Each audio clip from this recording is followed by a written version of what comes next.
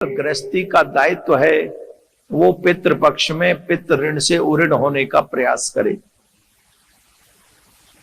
और कुछ ऐसे उपाय मतलब बातें हैं जिससे पितृ प्रसन्न हो सकते हैं, कुछ ऐसे कार्य हैं जिनसे पितृ रुष्ट हो सकते हैं।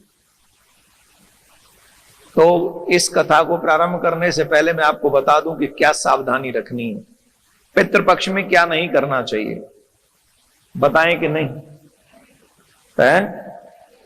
हमारे जो पूर्वज हैं वो इसलिए शादी करते हैं जिससे हमारे गृहस्थ में एक संतान आ जाए और संतान आकर क्या करे कि जाने के बाद उनके पितरों को तर्पण करती रहे, श्राद्ध करती रहे। जैसे भगवान का विधान है कि मुख के द्वारा भोजन करने पर पेट भर जाता है, वैसे ही ये विधान है कि श्राद्ध पक्ष में ब्राह्मण को भोजन जिमाने पर या कौआ कहीं मिल जाए उसको भोजन कराने पर पितरों को डायरेक्ट मिलता है। पितृपक्ष में यही पितरों का मुख बताया गया है। एक और बात बता दें, हमारे यहाँ की 1 साल और पितृपक्ष का 1 दिन बराबर है। इसका मतलब यह है कि आप जो 1 साल बाद उन्हें भोजन कराते हो उनके हिसाब से आप एवरीडे उन तक भोजन पहुंचाते हो।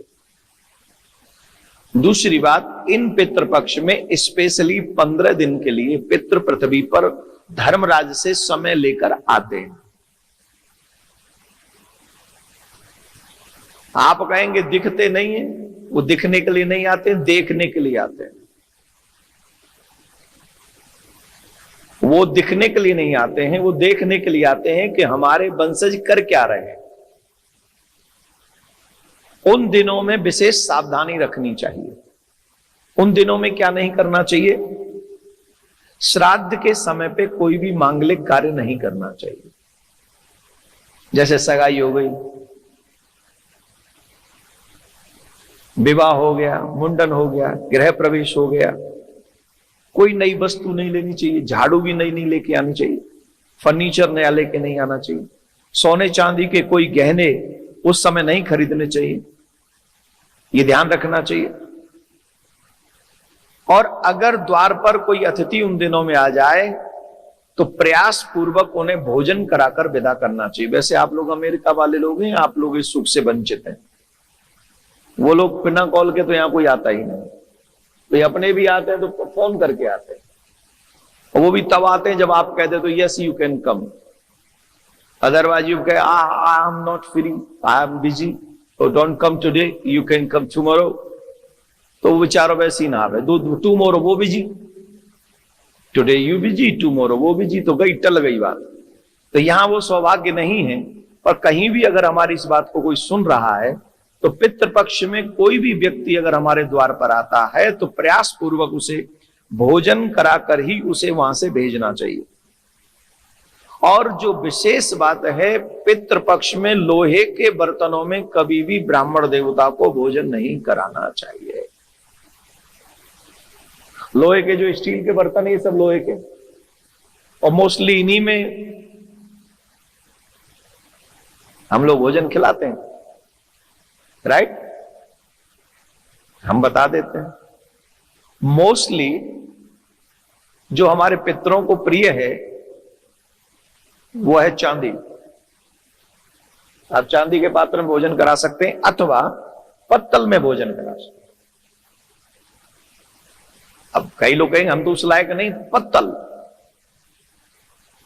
अब डिस्पोजेबल किसका बनता है वो मुझे नहीं पता, लेकिन जो केले के पत्ते पे खिला सकते हैं। और भोजन कराते समय और 2 चीजों का ध्यान रखना है। पहला, ब्राह्मण देवता का मुख दक्षिण दिशा में होना चाहिए भोजन करते समय। उनका मुख दक्षिण दिशा में हो, और अगर उनके भोजन के जो आसन जो रखा जाए अगर वहां थोड़े से तिल रख दिए जाएं और भोजन की थाली में भी अगर कुछ तिल रख दिए जाएं तो इससे पितृ बहुत प्रसन्न होते हैं। अब एक बात जो हम कहने जा रहे हैं ये भी सुन लो, श्राद्ध पक्ष में शेविंग नहीं करनी है, बाल नहीं कटवाने, नाखून नहीं काटने, जो सेविंग करते हैं, मैंने तो अभी से नहीं कटवाई इसलिए मैंने रख ली है। मैंने कि 2-4 दिन पहले आ गए तो क्या होगा, तो मैं तो अभी से रखा हुआ हूं इसलिए मैंने कटवाई नहीं। अब रहेगी ये लंबी, समझ गए। तो दाढ़ी नहीं कटवानी चाहिए, नाखून नहीं कटवाने चाहिए, काटने चाहिए, बाल हेयर कट नहीं करना चाहिए। माताओं को भी कभी, माताओं के लिए तो अलग विषय है, पर के उन दिनों में बाल नहीं, नाखून नहीं कटवाना चाहिए। ऐसा करने पर वो रुष्ट होते हैं। झूठ नहीं बोलना चाहिए, व्यभिचार नहीं करना चाहिए, गाली गलौज नहीं करनी चाहिए, घर में अशांति नहीं रखनी चाहिए। जैसे आप नवरात्रों में पूरे नियम संयम के साथ अपना जीवन जीते हैं, वैसा ही जीवन हमको पितृपक्ष में जीना चाहिए। और ऐसा करने वाले पर पितृ प्रसन्न होकर जब जाते हैं वापस, तो आशीर्वाद देते हुए जाते हैं। मावस के दिन वो शाम को जाते हैं, पूर्णिमा से शुरू होता है और मावस को पूर्ण होता है। तो मैं आपको एक और छोटा सा उपाय बता दूं, जो चाहते हैं, जो कहते हैं ना हमारे पितृ दोष लगा हुआ है, सबसे ऑप्शन अच्छा है इसी पितृपक्ष में मना लो उनको। एवरी डे अपने पितरों के लिए मिट्टी के मटके में जल भरकर रसोई में दक्षिण दिशा की तरफ मुख करके दक्षिण की ओर वो रखें और ऊपर से थोड़ा सा खुला छोड़ दें मटका।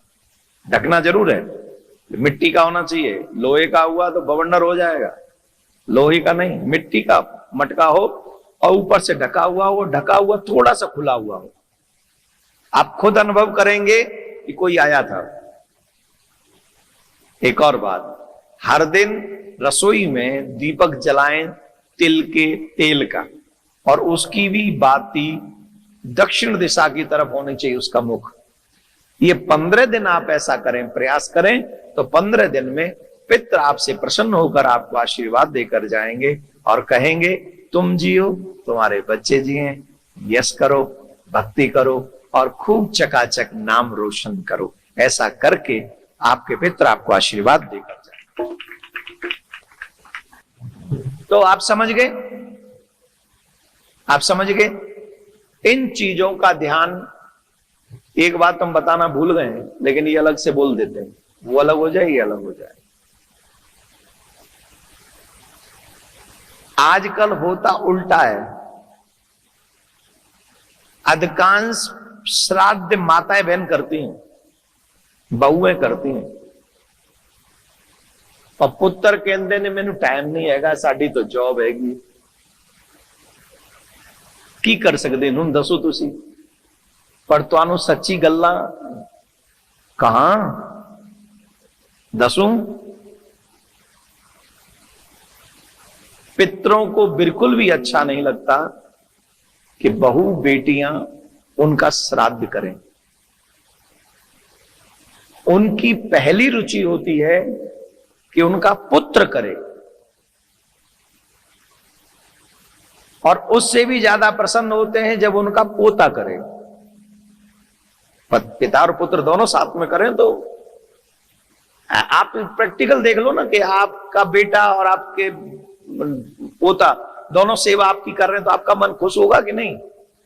और बेटा भी चला जाए आपको छोड़ के, और पोता भी चला जाए, और फिर बेचारी बहू कहे कि कोई नहीं डैडी, मैं तो हूं ही, चिंता मत करो।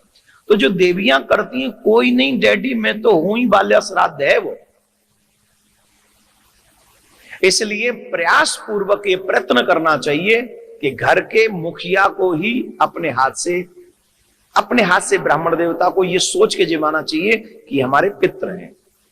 उस दिन ये भाव रखना चाहिए, और ऐसा करने पर आशीर्वाद मिलता है, इसमें संशय बिल्कुल भी। अब कई लोग कहते हैं सब बड़े भैया नहीं करते तो हम करें। अगर अलग रहते हो तो हर पुत्र को करना है। ये मैं अपने आप से नहीं बोला, गरुड़ पुराण चल रहा है इस समय, भागवत कथा नहीं चल रही। ये गरुड़ पुराण का ज्ञान, गरुड़ पुराण में पूरा विश्लेषण है इस बात का। अगर आप एक ही घर में रहते हो तो बड़ा पुत्र करे, सब उसी में हाथ बटा ले, सेवा करें। लेकिन अगर अलग अलग घर में रहते हो तो फिर ये सबको ही करना, क्योंकि आप घर के मालिक तो आप हो गए उसके, तो आपको करना ही पड़ेगा। और ऐसा करने पर पितरों का आशीर्वाद मिलेगा। एक और बात बता दूं, ये मत सोचना कि आज नहीं आते तो कम से कम इन झंझटों में नहीं पड़ते। कई लोग सोच रहे थे अच्छे आ गए आज, ये और ज्ञान मिल गया। कैंसर जल्दी नहीं पता चल जाए तो ज्यादा अच्छा है, जल्दी ठीक हो जाओगे। और देर से पता चला तो डॉक्टर भी हाथ खड़े कर देंगे कि भाई आई एम सॉरी। तो जितनी जल्दी आपको इस रोग का पता चल गया, इसका मतलब है कि आपके पितृ चाहते हैं आपका बुरा ना हो, आपको नॉलेज हो और आप प्रयास पूर्वक इस कार्य को संपन्न करें। तो मेरा उद्देश्य वही है कि हर सनातनी खुश रहे, हर सनातनी का कल्याण हो। राधे राधे।